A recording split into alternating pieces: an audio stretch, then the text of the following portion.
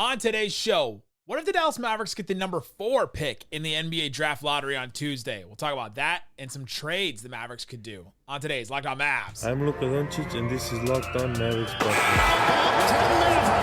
NBA champions. He is Irving! It's good! And the Mavericks have won the game! If you don't believe, you shouldn't be here. Loyalty never fades away. Welcome. You are locked on to the Dallas Mavericks. My name is Nick Angstadt, media member and NBA channel manager for the Locked On Podcast Network, your team every day. Thanks for being part of the show, making Locked On Mavs your first listen every day. Subscribe or follow for free wherever you get podcasts. Just search Locked On Mavericks. But the best way you can help us grow the show is to listen every day and to comment anything below. Let us know, what should the Dallas Mavericks do if they get the 4th pick in the draft? Curious to see what you guys think about that. Download the Game Time app, create an account, use the code LOCKEDONNBA because today's episode is brought to you by Game Time. You get $20 off your first purchase, last minute tickets, lowest prices guaranteed. Also, if you want to support the show, get in touch with us, get text alerts from us and all that throughout the offseason. Subscribe to our subtext. Click the link in the description below or hit the number. Joining me, as always, my co-host, writer, contributor at Mavs.com. The lottery lucky, the one more thinking. What you got for me, Isaac Harris? Guys, we're less than a week until the lottery. We made it. Well, no, we haven't made it yet. We're getting there. We're getting to made it. It's funny how both Nick and myself are viewing the lottery. I'm like all in confident. I'm like, hey, we're good. We're keeping our pick. No, I'm not. Like, I'm feeling Nick, that 20%. That 20% Nick is is looking me in the over here. face. The glass half full, half empty. It's pretty empty for Nick right now. Yeah. But hey, we'll talk about on today's It's full. show. They're keeping their pick. Oh, I hope so. We'll talk about the 4% chance that the Mavericks get the number 4 pick in the draft. So we'll talk about that, the options they would have, which players they would have, and of course, you know, your trade machine titan, Isaac Harris, has got a bunch of different deals and things they could do. So, but let's start with this. If the Dallas Mavericks get the number 4 pick in the draft, just looking at the options that we're looking at between the players, Amen Thompson, Cam Whitmore, Ausar Thompson, Raphael even has Gigi Jackson at 5. He's pretty high on him. Taylor Hendricks is another one that's been mentioned that he may be rising up some boards here. Looking at those players and looking at some of the trades that you started to put together, what's your feeling on if they land at 4, considering who would be off the board and who would be on the board and all that? Yeah, 4 would be, I mean, you would take 4 and be happy with it for sure. For sure. But there is a drop from 3 to 4. There is that drop of Wemby 1, Scoot and Brandon Miller at that 2 and 3 spot, and then the drop to a bunch of the Thompson brothers and some of those guys that you mentioned. So, you know, I think it's important to first think of it that way of saying, all right, well, if you stayed at 4 and you took a player, it wouldn't be the type of player like a Scoot or a Brandon Miller. And then also, if you entertain trade packages, it's going to be like the trade package isn't going to be as significant as it would be for somebody moving up to get a Scoot Henderson, who could be a cornerstone piece of a franchise moving forward. So I think a lot of us, for me, the number one thing for Dallas would be they're going to look to make a trade if they land at 4, whether it's trade the pick straight up for another like player out there or a way to trade back. But then you just got to ask yourself a question like, who's going to trade up? Because how big is that next group of players? And this is depending on who you talk to, from the 4th pick to like 9th, 10th, 11th. It's like, I feel like a lot of people have the Thompson brothers in that 4 and 5 spot, but like, you never know. I mean, they're super raw, they're super young, they're super athletic, and they're going to be a heck of athletes in the league, but it's just going to take some time. So I think if you make a trade, you got to look across the league and say, hey, is there a team out there that wants to move up, that is looking to consolidate maybe some of their pieces, some of their young guys for a higher prospect, like a Thompson brother? Could you find a team that just is just trying to get younger? Maybe they're just kind of at the end of their rope of like, hey, we're kind of just done being like that mediocre team. Now we're just going to try to start getting younger. Or can you find a team out there that's already in the rebuild and they're just trying to add high quality prospects to the rebuild that's willing to move up at that point? Yeah, clear drop off from 1, 2, 3, obviously 1, and then 2, 3, and then 4. So if they land at 4, you are looking at trading the pick. You're looking at what other options you have, because just looking at these players, I don't think any of these guys are coming in and helping day one too. Like if you just look at some of these guys, like let's start to go through some of these players. Amen Thompson, I think most people have him as the fourth guy on the board. He's like a 6'7", super athletic guard. Rafael Barlow of Locked On NBA Big Board and NBA Big Board said he's possibly the best athlete in the class. He said a lot of NBA scouts have told him he's 6'7" Ja Morant, which is kind of wild. Super great in transition, not a great shooter at this point. Electric shot creator with a distinguished combination of passing vision and zippy athleticism. That's what KOC from the Ringer said. He's also a pretty good defender right now, but like that type of player is not necessarily helping the Mavericks on day one. Maybe looking forward, you're saying, okay, could you imagine if you paired Luka with a guy that actually plays in transition and can actually, do some of this stuff? Like, sure, you could talk me into it maybe, but I don't know if he's helping. Any thoughts on Amen before I move on to the next guy? No, I mean, he's a lot of fun, and I think he's going to be a great athletic, I'd say great, but like a really good athletic wing in the league.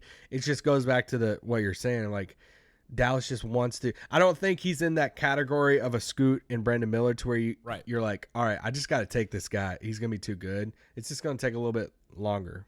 Same kind of thing for Ausar Thompson, 6'7" guard. Raphael has him 7th in his most recent mock. He's most effective with the ball in his hands, spotty shooter. Like he's a little bit better of a shooter than his brother, but still not good. Like shot 30% last year at with overtime. The Ringer has him 5th. He calls him a blur of an athlete who makes significant two-way impact, lockdown defense, aggressive downhill scoring. So like he's can be more of a lockdown defender, but is also not a shooter. And so is that guy going to come in day one? Can he be a Keegan Murray type where he helps a team that wants to make the playoffs in day one? I don't think so. Cam Whitmore, another player, 6'7" wing. Raphael has him 5th. 18 years old. He's got an NBA body already. Great shot maker off the dribble, spot up. Like he can play bully ball. He can rebound and go and transition, all that kind of stuff. He may be able to help a little bit more because of his shooting ability. But I'm still not convinced that these guys, if these are your options ahead of you, that I'm picking any of those guys and going. If you had, let's just say you had to pick one of these guys though, or somebody else, a Taylor Hendricks or a Gigi Jackson or whoever, who would you pick? If Nico Harrison went to you, you're a scout and you're like, all right, we're keeping it. What do we do? Yeah, I mean, I like Amen over Ausar. Did I say it right? Ausar, I think. Ausar. Which shout out to everybody who came at me about the pronunciation. I did not pronounce it in the English way. I pronounced it in Portuguese, but come at me again. You gotta tell them what it was, because now no one has any idea. Ronaldinho is this in Portuguese? A lot of the R's you use it's like this H sound. So I even like double checked with my wife, who's Brazilian today, and I was like, "Hey, there's some people coming at me in the comments. Did I say it right?" And she just starts laughing. She's like, "Yeah, like." The R's is that H sound. So it was funny how it's like, hey, people call me out for being American. It's like, well, I'm not even pronouncing it. He's a Brazilian soccer player. All just became just because Luka took a picture with him. So yeah, exactly. But if you had to pick one of these guys, who are you picking? I mean, I like Walker out of Houston. I do like Cam Whitmore a lot. But Walker at that size. But the thing is, he's still like 18. He's still 19. So like Cam Whitmore, Walker, Jarris Walker. Yeah, and it's like Cam Whitmore he's about to turn 19, I think. So, I mean, I think I would just lean toward Amen, but sure, yeah. Yeah, if you get to 4, there's just like 4 or 5 guys there that I would entertain if I had to do it. I just wouldn't pick at 4. I would move back. And so, coming up, let's talk about what trades the Dallas Mavericks could pull off for the 4th pick, because I think that's the direction they would go if they landed with the 4th pick. So, coming up, we'll talk about that. But before we do, let me tell you about the Game Time app. Game Time will help you get tickets. There's all kinds of concerts and events and venues and things all across DFW, all across the world, really. If you want to go check out Game Time, see what's available for you. And see what kind of last-minute tickets you can get. They show you a view from your seats. It shows you what kind of games. You can check out a Stars game. Aerosmith coming to the American Airlines Center in November, so you can check out that one. $76 right now in Game Time. You can check out FC Dallas this offseason. $17 for a game coming next Wednesday at Toyota Stadium up in Frisco. That's on Game Time right now. If you want to go do something fun. I went to a FC Dallas game a couple years ago. That was great. I should go to another one of those. Shania Twain, $103 in July. I'm just looking at what they have. Just seeing what they have on here. All kinds of stuff on Game Time. Again, use that code LOCKEDONNBA for $20 off. Use the code on Game Time to get $20 off your first purchase. Game Time. Download the app. Go to GameTime.com. All right, Isaac Harris, thanks everybody for hanging out with us on the show and making Locked On Mavs part of your day, making us part of your life. We appreciate each and every one of you. Tomorrow's show, I'm going to be joined by Richard Stamen, a.k.a. Mavs Draft from the Locked On NBA Big Board podcast. We're going to go through all the Mavs-related draft stuff. If anybody's going to know, it's him. So we'll do that on tomorrow's show. But let's start talking about some trades because we're talking about what if the Mavericks got the 4th pick in the NBA draft lottery. It's coming up on Tuesday of next week. And they have a 4% chance to get it. What happens if they do that? We're not convinced with any of these players, but we're convinced on some trades. What are some trades that the Mavericks could do, Isaac? Well, I think there's a couple different routes. Let's say Dallas looks at it and said, obviously it'd all be determined on what kind of trade packages you're going to get. And if a team's willing to give you a player that's like a win now player, you probably lean that way, depending on, how good that player is and contract and all that. But let's just say, hey, the only packages they're getting are some other like bad teams out there that are saying, hey, can we consolidate some of like our young pieces or picks to try to move up for a Thompson brother to just get a higher quality, player. So like these are some simple ones that I was looking at and saying, all right, would you entertain it? Like if Orlando said, hey, we'll give you 6 and 11 for 4. Oh, yeah, I would do that. I would love that because then you get a Jarris Walker and a Taylor Hendricks probably. Like if you get 2 players like that, then I'd much rather take the risk at 2 of them than I'm just going to take the risk for one of them at 4. And this is if Dallas is sitting there saying, hey, yeah, it'd be nice. Let's just go ahead and add, instead of we're going to take a younger player, let's get a couple younger guys in here. Like we'll take 2 instead of what if Utah says, hey, we'll give you Akbaji and 9 for 4. Ochai Akbaji and 9. Yeah. I think I might do that. I think I would do it too. I think they would hold on to him, but it depends on. But if Utah's in that camp of like, hey, they're rebuilding, and if they could like swap out those 2 pieces for a Thompson brother, a little higher quality asset in that. What if Utah? This doesn't really go in this category, but what if they said Colin Sexton in 9, and it was like Tim Hardaway in 4? Pause while I look up the Colin Sexton contract. Colin Sexton's making $17 million next year, $18 million the year after that, $18 million, or almost $19 million the year after that. I'd rather just keep.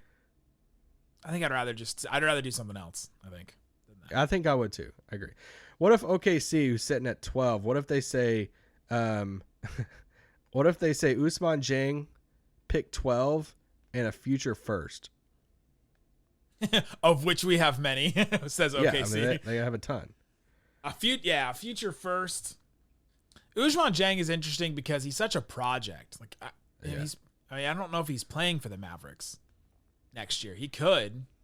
What, any of these guys? No. I think maybe a lot of them should for the Mavericks this year. Okay, give me the trade again. It's Ousmane Dieng, pick 12 and a future first, unprotected. Ooh, from whoever. I mean, we don't know. It could be one of those others that's not like a Thunder pick. Yeah.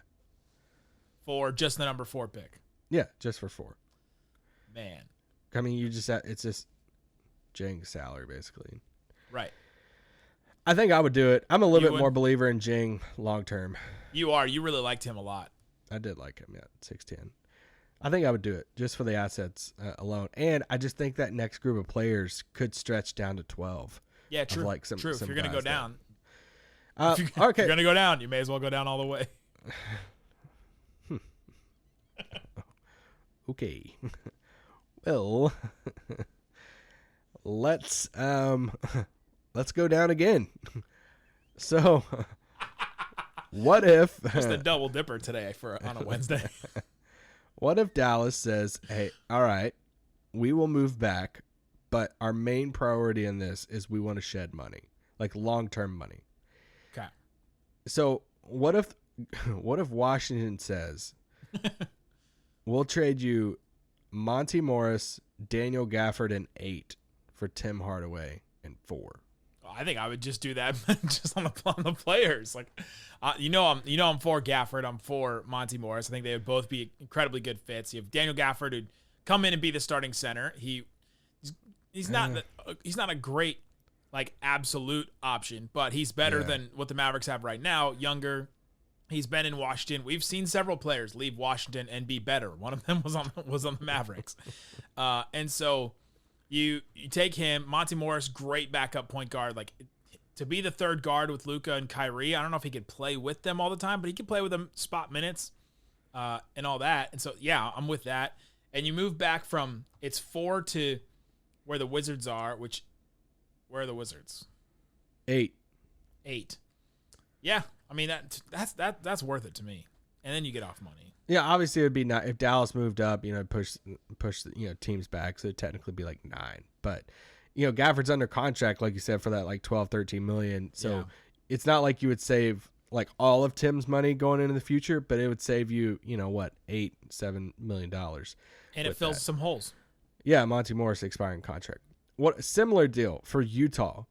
Now, both of these, let's say Taylor Horton Tucker picks up his option before the draft. That would make him an expiring contract like next year. So what if they said Kelly Olynyk, Taylor Horton Tucker, and pick 9 for Tim Hardaway and 4? Ooh, I like these. I like these ones where you get multiple pieces. These are my type of trades where you're getting. Horton Tucker would be interesting. I think him and Josh Green would be such a weird combo of wings, like they can drive but can kind of shoot, they can kind of play defense. Like you could have a pretty good bench group with those two, and like one of them would get hot one night doing something, and the other one maybe another night.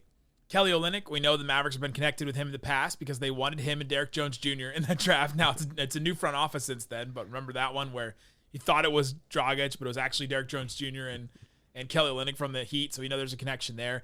I think Kelly Olynyk would be a better starting center than what the Mavericks have had too recently. Okay, the bar is not very. It's not, but hey, I mean, I would name him. and then to move back 5 slots to about 10. Back to 10 slots. Basically. You go 4 back to 10. So yeah, I would take that for sure. Okay, here's my last one in this category. Let's say Gary Trent looks at the market and says, all right, I'm not going to get a long-term, like, big contract from another team. Right. Because there's only so many teams with cap space and all that stuff. Let's say he picks up his option. And Toronto says, Gary Trent, Precious, and 13 for Tim Hardaway and 4. This one is interesting to me. Precious just becomes another center in there that I'm not convinced. Welcome to the bullpen. Yeah, I'm like, it's another bullpen center where it's okay. It's Maxey, it's JaVale, it's Dwight, it's Precious. He hustles though. I kind of like him. We can say good things about all these Mavs centers. Dwight hustles. They're also in the bullpen. Gary Trent is a younger, a little bit better Tim Hardaway Jr. A little smaller too, but better defender, I think. And then if you go back to the 14th pick, or it'd be the 13th pick still, because the Mavs wouldn't have moved up. Yeah, that's interesting. I'm not convinced. I'm not convinced with that one. Maybe I should be. I'm just not I'm not into Gary Trent Jr. as you are. I know you're higher on him than me. I just think he'd fit good in Dallas, but he is kind of smaller. And expiring contract. So some of this is like money stuff too, to where you get a year to figure out, all right, does he fit longer, better next to Luka and Kyrie compared to Tim? Yeah. I also just look at what Malik Beasley ended up being with the Lakers, and they're like, oh, what if that's like their big move, and you end up like not being able to play him. I don't want to talk about the Lakers role pieces because they're just like making a connection.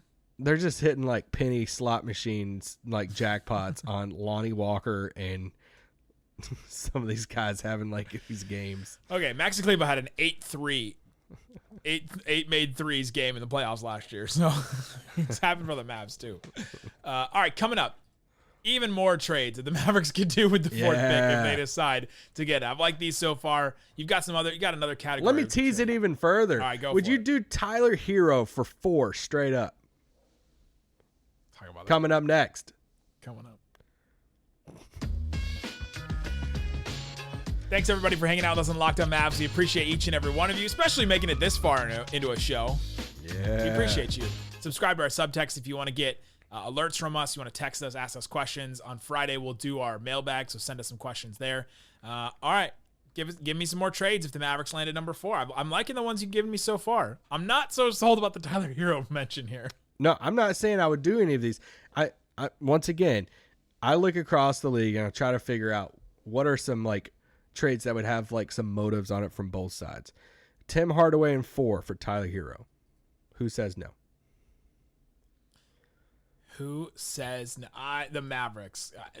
If you still have Luka at this point, if you still have Luka and Kyrie at this point, I don't know what Tyler Hero does on your team.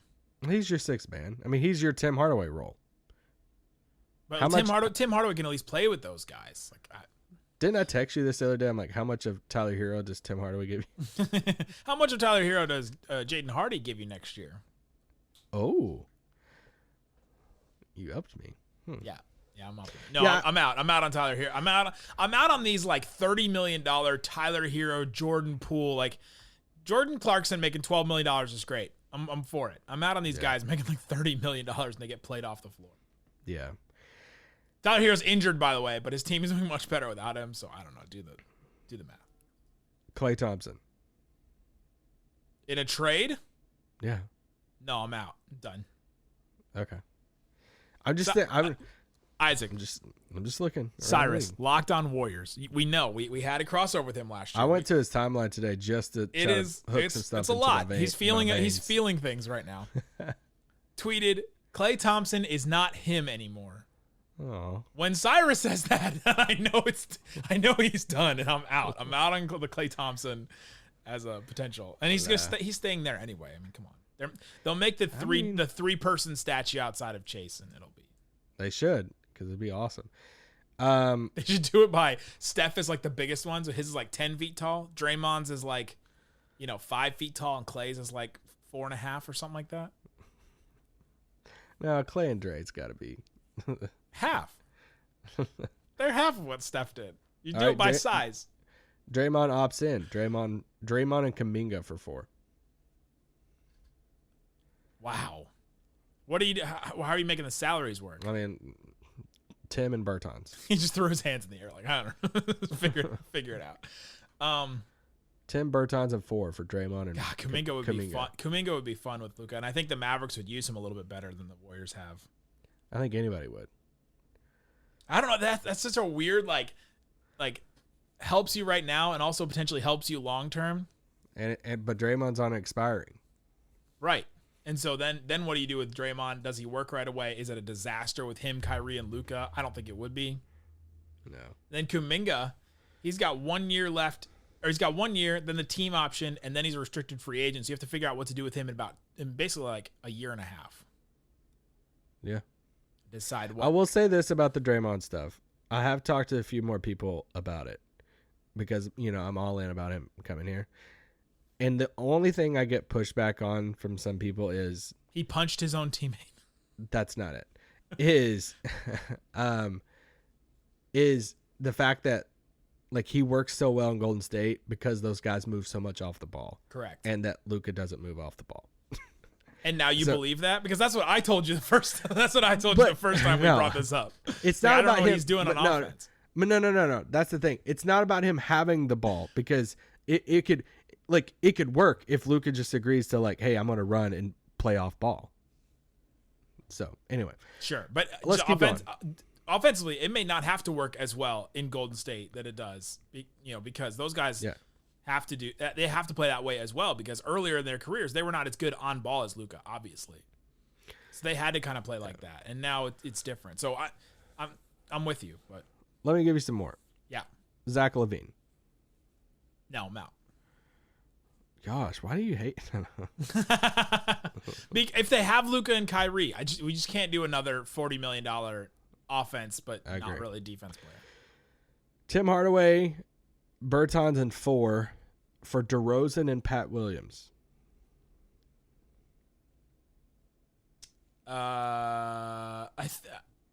This one I'm a little bit more for. DeRozan's on an expiring contract around that $28 million mark, so he would replace Tim Hardaway, like in that spot coming off the bench potentially. I don't know what you do with DeRozan with Luka and Kyrie because you start him. Yeah, you start him, but like, and then there's never a time that you don't have, two of those guys on the floor. Be great regular season, but then when you're starting to close games and get into the playoffs, I don't know what you're doing at that point. Pat Williams, I would like him on this. Pat Williams would be great. I think he'd be. He's also, by the way, at Wings games all the time. I saw him at the the Dallas Wings preseason game the other day. It's like a literal fake game. He was at. He's there all the time.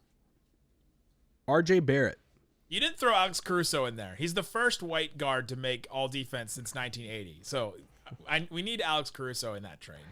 Caruso would be great in Dallas. Caruso, and then just throw in like Bullock or Maxey or somebody. Like throw in another salary, make it happen. R.J. Barrett. No, done, out, nope. Dang. Who would you rather have moving forward, R.J. Barrett or Jordan Poole? Jesus. I think I'd take R.J. It depends on what team I have around him. Also, isn't R.J. He already signed a contract, right? So he's RJ's making similar to Poole. 23, 25, 27, about 30. It's cheaper than Poole then. I take RJ. Oh, man. Yeah, I would too. The Jordan Poole contract is gonna. We talk about the CBA is about to take down the Warriors. Like no, just Jordan Poole contract is about to take them down. 20, 29, 31, 33, 35 over the next 4 years for Jordan Poole. I tweeted this the other night. I'm fascinated to see how, what's the rest of the league think of Jordan Poole. Is there teams out there that's looking at it saying, "Oh man, we'd love to buy low right now," like Charlotte? Yeah, it could be this could be a really buy low bet for somebody too, because he's only 24. He's only 24. Yeah, that's a lot of money. You got any more? I do. I have 2 more. Keldon Johnson. Yeah, we've done this one. Straight up for the 4. annual Keldon Johnson for if the Mavs get in the lottery. Straight up. Nothing else for. I mean, it obviously be it'd be like Tim and 4. Heck, Bertans and 4. Keldon's also got that declining contract too, by the way. 20 million, 19, 17 and a half, 17 and a half. That's nice. He's 24. I think it would be Bertans. It would be Bertans and 4 for Keldon Johnson. Send Bertans back to Pop. Send him back where he started his career in the NBA. I'm okay with that one, but I'd rather have multiple pieces. I think I would do that. I like Keldon Johnson a lot. Last one, back to the big contracts. Karl-Anthony Towns.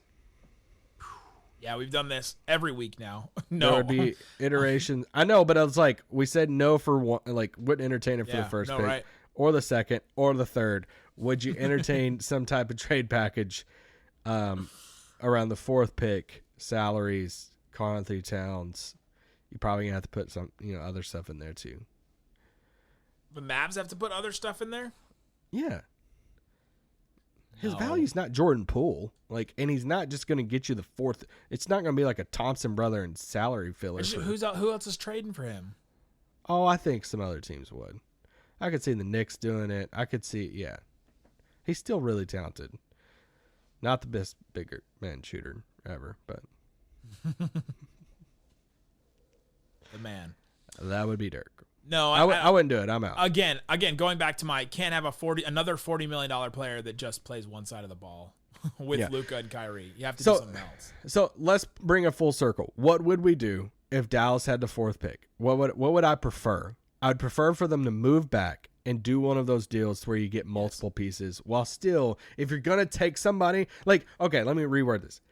Perfect ideal thing is you trade the pick in some type of deal straight up for a awesome player, a solid player that's a part of your rotation that Yes. Second choice would be one of those packages like a Utah or a Toronto or whatever that was thrown out of, like getting a couple players back, sending out some of your long-term money while also, getting a pick in the late lottery to where you're still adding a guy. I think the least option for me would be just to stay there and just take one player and then or moving back and getting like two. It'd be fun to like cover and like have two more Jaden Hardy type guys to root for. But I don't think that helps you win right now, like next season. No. Yeah, ideally you get multiple players and you trade back. Like those deals you mentioned, you're getting 3 players. So you're getting 3 shots. 2 guys you already know who they are in the league, and then a third that becomes your rookie that you can pair with Josh Green and Jaden Hardy and become like a young nucleus that you can start developing. Yeah. I'm feeling that one. Or get a one player like a Keldon Johnson type, or somebody that you know is a guaranteed 40-minute-a-game playoff type player that you're like, all right, we're adding somebody to our rotation that's awesome, fits a lot of things that we need, and all that. Tomorrow, we'll bring in Richard Saman, Mavs Draft, to talk about all things NBA Draft. If you got any questions, send them in the comment section below, or send them to us on Subtext. Guys, thanks so much for listening to Locked On Mavs. Peace out. Boom!